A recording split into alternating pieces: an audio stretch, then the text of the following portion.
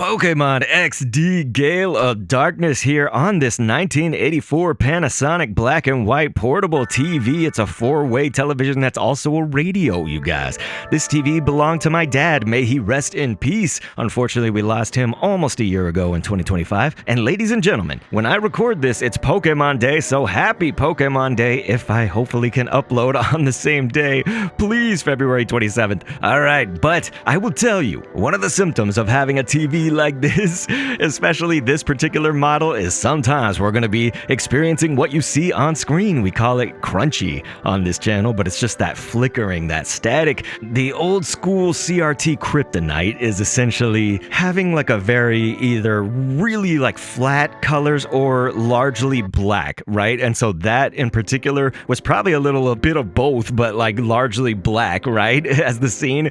And so trying to get my name, like I just went with RK for Retro Kendo because there ain't no way I was going to be able to spell anything longer than those two. That took like an hour. I am recording this after, so it's in post-production, you know, so I get to kind of watch this back too, sort of like how you guys would, but obviously I played it firsthand right there on this TV for this recording. And I will tell you also, I never played Pokemon XD Gale of Darkness. I still haven't played it, but that's my copy right there. I have acquired this within the last year, but let me tell you, it's not just being an old person. I think old people know this, right? Us in our 30s, and I'm gonna be 40 this coming August. But I think we'll tell you, sometimes you can have this like backlog of games, and you're like, I'm gonna get to that, and who knows how long it really takes.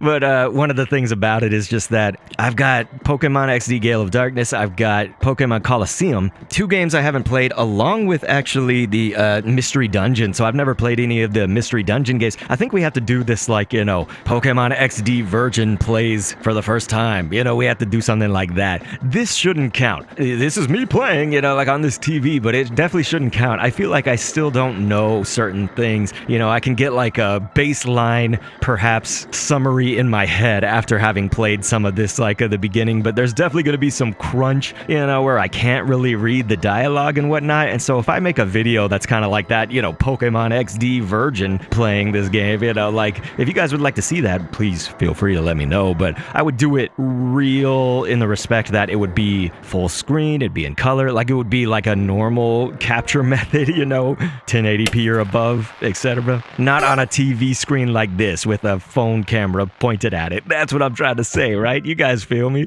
Typical traditional capturing methods. But you guys, the game seems like it's pretty epic for, it's like, it seems very much like a time and place, right? Like probably at the time, I bet people on GameCube were seeing this and just like, wow, look at this. First off, it was like very much the Shadow Lugia, just this whole concept of Shadow Pokemon. I know that had to be really a new take, but also something that's just kind of refreshing for the franchise and whatnot. But there's often a battle between people saying, you know, Colosseum's better, no, XD's better, you know, so you guys actually can leave that in the comments if you want to as well. But something that happens along with this channel is just because we're usually covering something retro, even if we're playing, let's say, a modern game, it's like on this TV, you know, everything kind of ties back always to that vintage or retro sort of environment here on this channel. And so with that, I do like to often tell a story or two or three that kind of relate to whatever we're doing with the game. You know, it may actually be the game itself or something that is related. And so in this case, on Pokemon Day,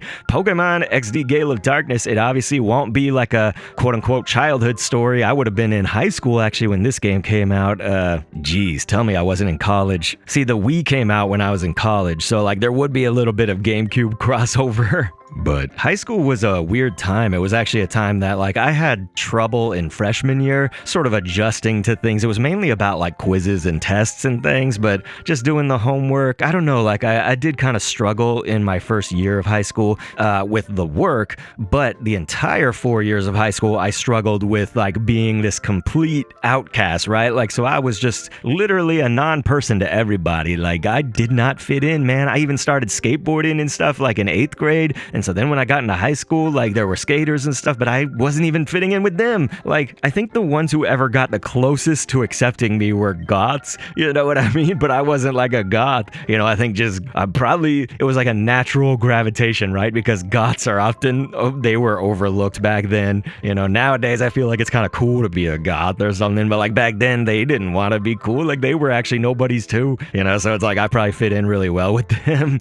But that wasn't really the focus of what I was gonna say. I was kind of thinking more about Pokemon. So of course, this being the 30th anniversary of Pokemon, yes, I do remember when it came out. I guess I would have been in middle school then, and so with Red and Blue, I did have both versions, and I had 2 Game Boys. Like I had convinced my parents to get me another Game Boy because I had gotten one for Christmas when I was really young, but then I was like, no, I need to be able to battle and trade with myself to get all the Pokemon and stuff. And so like eventually, you know, I had to get Blue. Red was my game, but I had to get Blue, and I had to get another Game Boy with the link cable to be able to trade with myself and battle with myself. I couldn't, you know, actually play with friends because I didn't have no friends. But it's like Pokemon back then, you were a loser if you liked Pokemon. Can you believe this? Like how much the world has shifted. Did anybody else have this experience? That's what I wonder, because me playing back in the days, you were absolutely a complete nerd loser if you played Pokemon. Like it was not cool in any respect at all. And so you have to think now, it's like, who doesn't play Pokemon, collect Pokemon, know about Pokemon to even a degree of like, you know, oh, well, I guess I know Pikachu. It's like everybody at least knows 2 Pokemon out there, right? It's like Charizard and Pikachu or something. Eevee. I guess I'm just saying, it's like it is now the biggest franchise, right, for media franchises and entertainment. And so like to me, looking back at that is just so weird, because I think about like, why did I have to hide so much? You know, it sucks because especially in that like middle school, maybe a little bit of high school. At high school, it didn't matter as much, but like in middle school, I absolutely wanted to like fit in with people, and I didn't. You know, I definitely didn't want to get beat up, and I didn't want to look like a complete loser and stuff like that. So absolutely, I would hide my love for Pokemon back then. It sucks, man, because like I hate to think about that, right? It is a franchise that I love. I think it's had there are growing pains that some people will point out. I think, you know, I can agree with some of them, and then I have my own opinions, right? So it's like, for instance, I really love Sword and Shield, but some people said it was like horrible and it lost its way since then, or like, you know, like I really liked Sword and Shield actually, but like I really did not like Scarlet and Violet. I didn't really like Pokemon Legends ZA all that much, but I loved Legends Arceus. See how it's like, you know, I love a lot of the spin-off games now. I've been playing Pokemon Go since the old days and stuff, so it's just, I can kind of think of it in terms of there is so much to offer, and then think about all the retro that I didn't play, right? Like I just mentioned, you know, Mystery Dungeon games, I didn't play those. It's like my spin-off, you know, repertoire, my spin-off library is about half of the spin-offs that I did play, half of them that I didn't. And so I do think the reason that XD particularly, if we focus on this game specifically, that I missed it would be that high school thing. Like I really just didn't get involved in Pokemon stuff when I was in high school. So you think about like the trading card sets that would have been out like into the years 2001 to 2005. I guess that would be my high school years. A little bit of middle school, maybe I was falling off of it after, you know, that kind of like first generation, maybe a little bit of the second and stuff. And so I kind of like was tapering off slowly through that time, right? 01 to 05. Honestly, some of college too. Like that's what sucks, is that like even during college, it's like I loved Pokemon, and I could like say that I loved it because everyone was trying to be down with Pokemon by then, right? We're now talking about 06 to I graduated in 09 from undergraduate. So like, you guys feel me? So I feel like X and Y really brought me back in like full force, but I was at least kind of in like a tapered off and back on just a little bit through all those. But yeah, look at this crunchiness on the screen. It's like while we're trying to go to this dark and spooky mansion, I'm sitting there trying to adjust the signal, but it is not helping. Whenever you get, this is very like, I remember there was this part in Banjo-Kazooie when we were playing that game, Gauntlet Legends, a lot of these N64 games that had like these darker sections. Banjo-Kazooie would have been in Mumbo Jumbo's hut, you know, when we were in there. So if you guys saw that video, man, did that Captain crunch on us. But geez, trying to get over here, there's been crunch. And look at this battle sequence. Every time that I do bite, there's always just a few frames that are going to have that crunchiness too with that flicker. So let's see it again. Eevee's going to bite,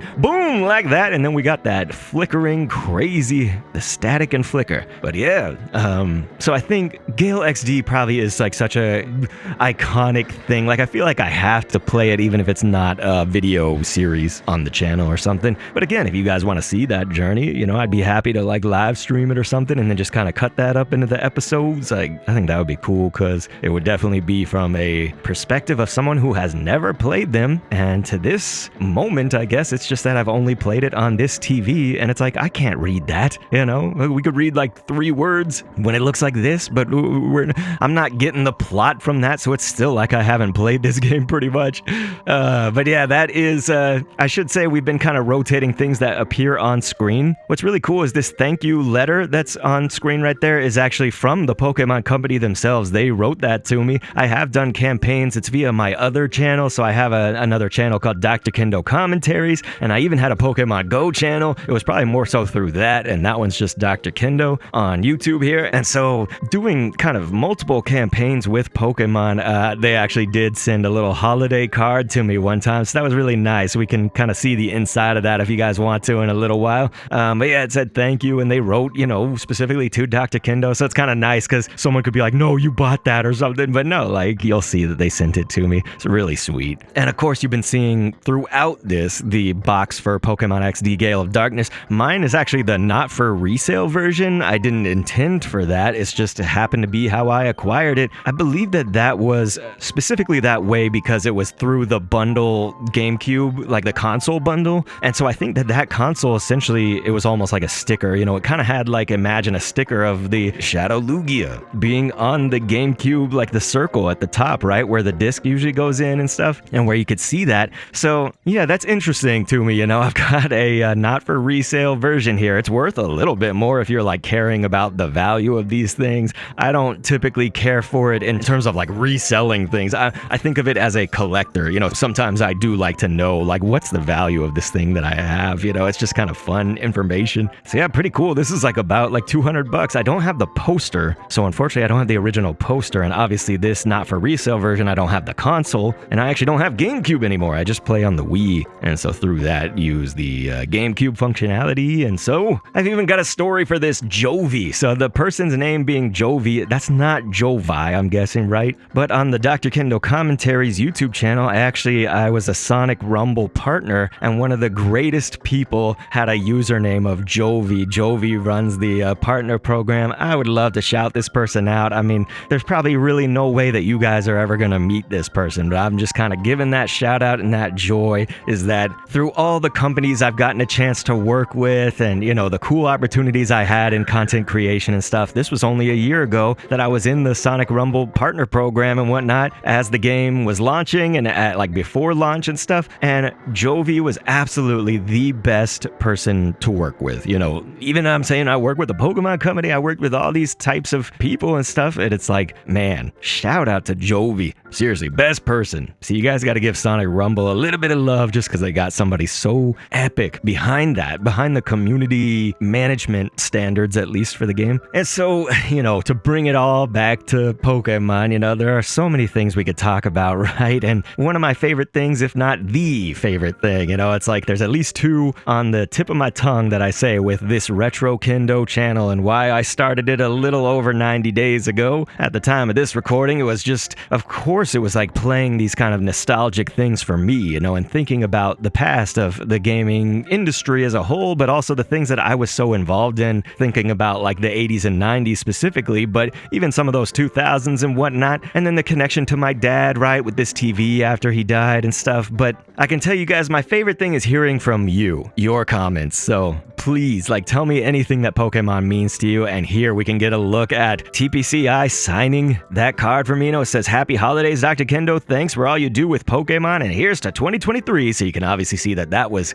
given to me and signed with 2022 when it said Happy Holidays, so that was around Christmas time. It was just essentially a Christmas card for me. And now you're going to see some graded slabs. I've only done a single grading session with PSA. Pokemon cards are a whole nother ball game these days. If you guys ever try to get some, man, I cannot get them in my town in Texas. It's a big city, but it's just like, it is a pretty much impossibility. So I have to try to score online if I can. There is just no in-person, unless you want to pay some local card shop who charges those market prices, the scalper prices. So it sucks. But it was the Pokemon Go set that brought me actually back to the TCG, because I was a kid of the base set jungle fossil days. And beyond that, maybe I had like a rocket card or two, but that was around the time that I stopped. And oh lord, there's so many tangents I feel like I could go on, so I'm trying to be careful, because it's like, sure, maybe some of this isn't interesting to you guys. I hope that it is though. But I guess the one thing I would say about the cards, especially now, is just like, I can now see my son opening them, and he's 8 years old, you guys, 8.5 at the time of this recording. And so it's like, I really do see what that kind of scalper market or something like that, you know, adults who line up and camp outside of Best Buy. In my town, they straight up camp with like a truck